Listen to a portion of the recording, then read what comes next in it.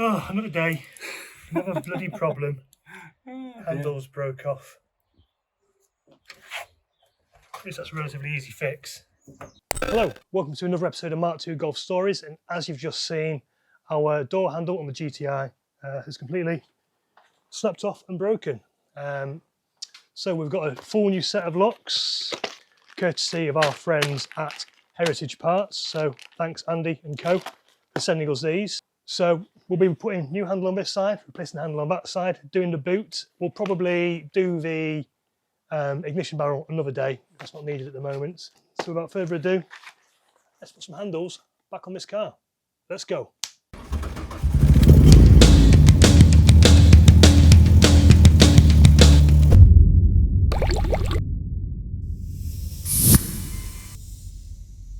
So this is the kit we've got from Heritage Parts. This is what they sent us. It's a forced kit. Let's just go through what we've got in it.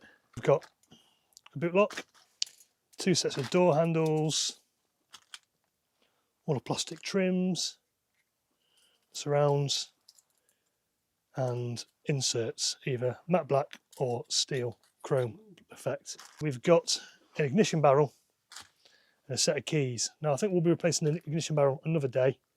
We will do it so we've got like only one set of keys for the whole car. But for today I think we'll just do the door locks and the boot lock. So once again, thanks to Heritage Parts for sending us this. Cheers guys. Okay, here's our old handle. Here's our new ones. So you can see there's a bit of a difference. Obviously this is where this hole here is what had broken off on the old one.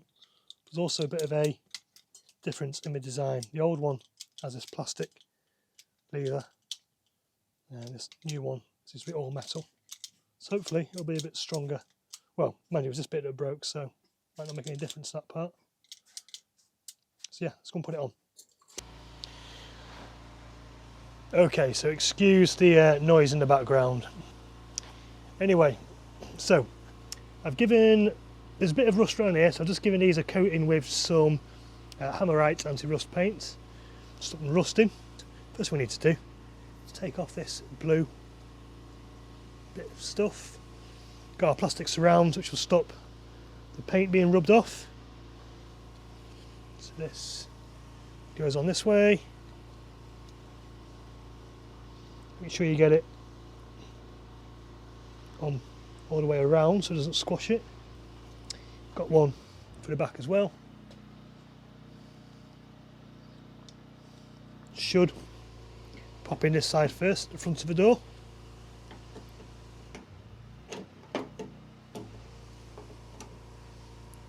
Get it in place, pull it backwards,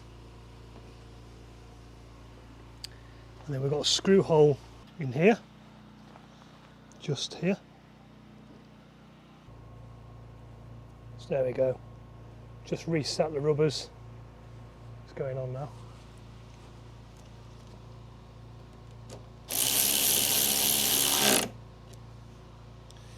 Right, let's find our screw for the front.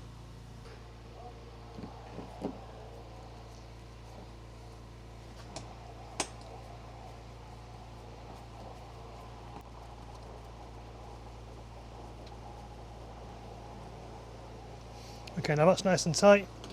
We can do up the one on the inside of the door. Right, let's give it a try. Which hand? Hooray! Can't decide between the chrome plate and the black plate. I'm going to go black for now.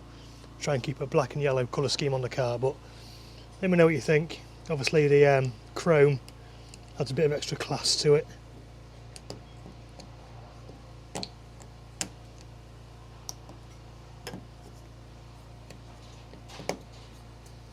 There we go. Lovely. Let's check it locks. Lovely jubbly. Great, let's go to the other side. Right, so taking the handle off this side, it's just the reverse of the other side.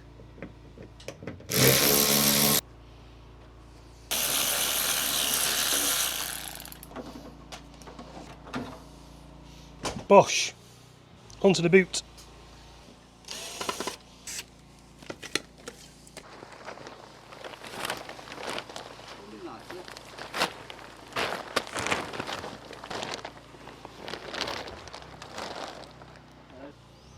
Oh, it's looking a bit grim.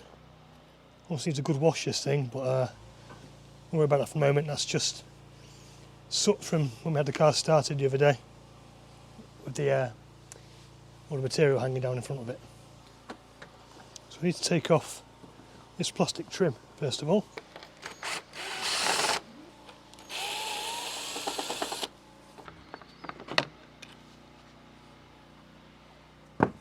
This is just clipped on underneath and held on by the little clip inside.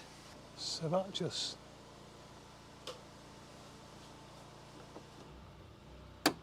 pops out there.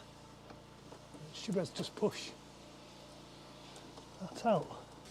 This bit pops onto the release latch, so we might need to pull that out and pop it on the new one. So let's go see what's on the new one. Do this and then we'll come back. Yeah, as you can see, our new one doesn't have this little bit of plastic in it. So we need to pop this out.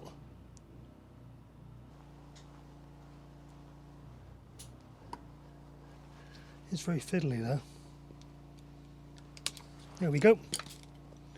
Hopefully they're all still on there. Yep, the 4 bits are still on. And this just pops back in. Hopefully the right way around, like that. And then a piece of metal slides in there. So we'll get our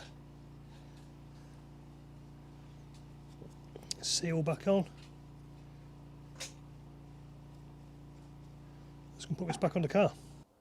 Just pops in, nice and secure, gives a nice click. Seal's nice and tight. Okay, so this is interesting. When I'm pushing the button down to open up the boot, this metal bit here, which slides down, is sliding off this little lever, which unlocks it. I wonder if it might be because on here, on the back of mine, there's like a hose for central locking, quite a thick one. It's pushing against the back of this, and that might be making it slide off. So that's something I'll have a look into. I'm not sure if that's a problem with the lock here, or if it's to do with my hose, which is in the way of it, which is putting extra pressure on it, causing it to slide. Anyway, let's get this back on. Looks like we need a new one of these at some point as well. It's looking a bit worse for wear.